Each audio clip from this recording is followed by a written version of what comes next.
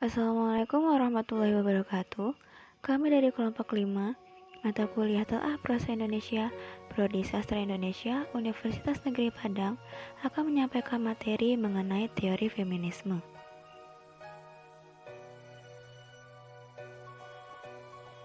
Apa itu teori feminisme? Teori feminisme dapat dikatakan sebagai salah satu cabang teori sosial. Teori feminisme merupakan suatu teori tentang kehidupan sosial dan pengalaman manusia ditinjau dari perspektif wanita. Menurut Rahman dalam bukunya pada tahun 2010 halaman 58, ia menyatakan bahwa teori feminisme memusatkan perhatiannya pada 3 hal.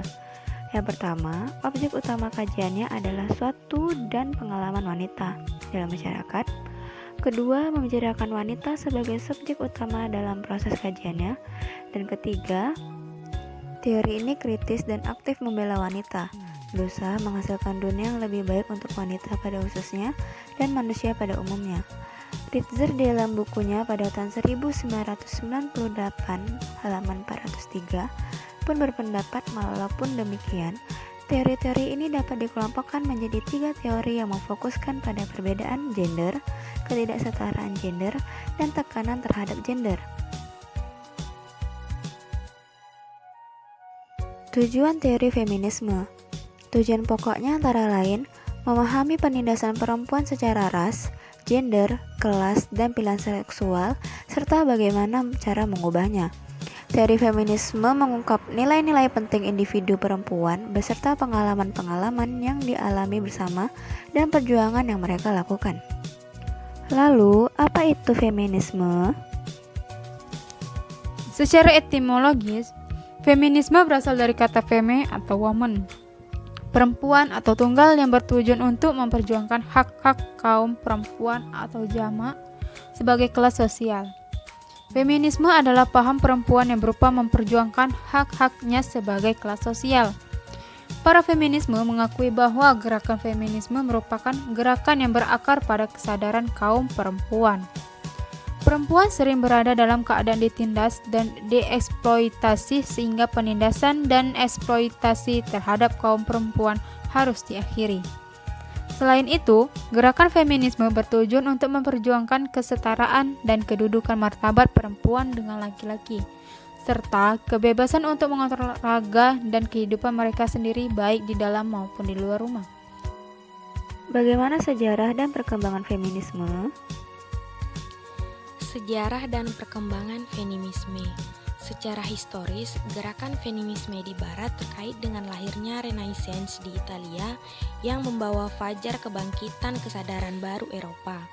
Pada saat itu, muncullah para humanis yang menghargai manusia, baik laki-laki maupun perempuan sebagai individu yang bebas menggunakan akal budinya, bebas dari pemasungan intelektual gereja.